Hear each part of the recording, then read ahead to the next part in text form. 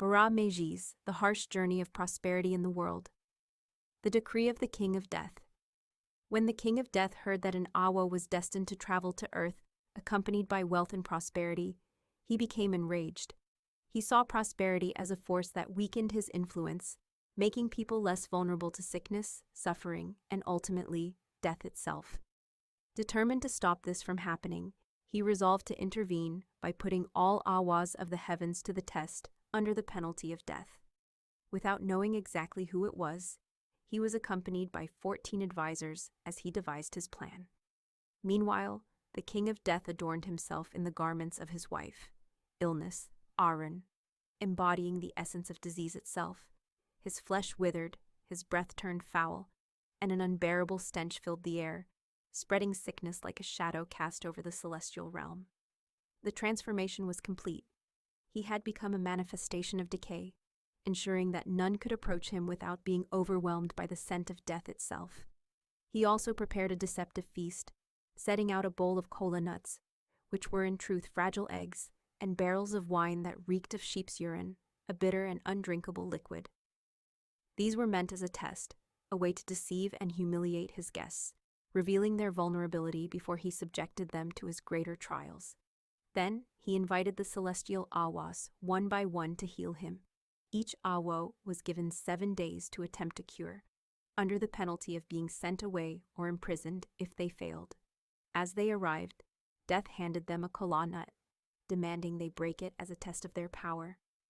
Most were unable to do so and were immediately imprisoned. A few who managed to crack the nut and reveal it as an egg then faced the greater challenge of healing Death himself. However, no matter how much medicine they administered, Death's condition only worsened. One by one, the Awós were defeated and locked away, until it was the turn of Òbàrà Méjì. Òbàrà Méjì's preparation, Òbàrà Méjì received the invitation from the King of Death, also known as Jinfidihi, let me sit peacefully and harmlessly. Before accepting, he consulted Ifa, who advised him to offer a goat to Isu and another to his guardian angel. He quickly made the sacrifices. He set out wearing his ude necklace, his primary instrument of authority, Asi. He was also instructed to give a ladder to his guardian angel and another to Isu, which he did. The test at the Palace of Death. When he arrived at the House of Death, he knocked on the door. A voice from within challenged him. Before you may enter, tell us how many souls are in this room and what they are doing at this moment. Òbàrà Méjì, without hesitation, touched his ude necklace, the sacred instrument of his divination.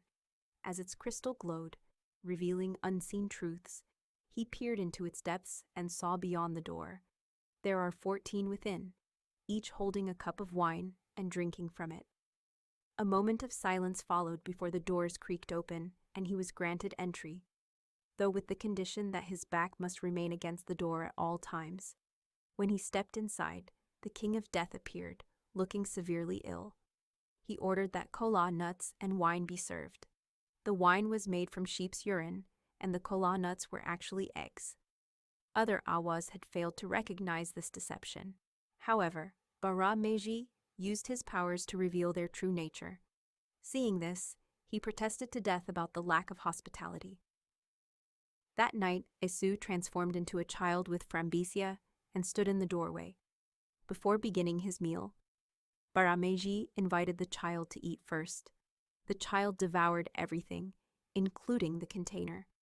In return, the child told Òbàrà Méjì that his clay pot contained what was needed to cure him. That night, as Death slept, Isu and Òbàrà Méjì climbed the sacred ladder to enter his chamber. Using the ladder that had been offered in sacrifice, Isu ascended first, whispering incantations that cast a deep and unbreakable sleep over Death. Once inside, they saw that Death had removed his illness garment, revealing a healthy and youthful body beneath it.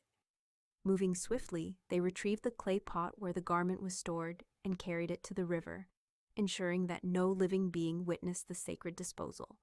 Once the pot was cast into the waters, its power was broken, severing Death's connection to its false sickness. Meanwhile, Òbàrà Méjì gathered sacred leaves, carefully chosen for their healing power, and combined them with ierosun powder, infusing the mixture with potent spiritual energy meant to cleanse Death of his affliction over 7 days. However, despite the bath's powerful properties, Death stubbornly refused to immerse himself in its healing waters.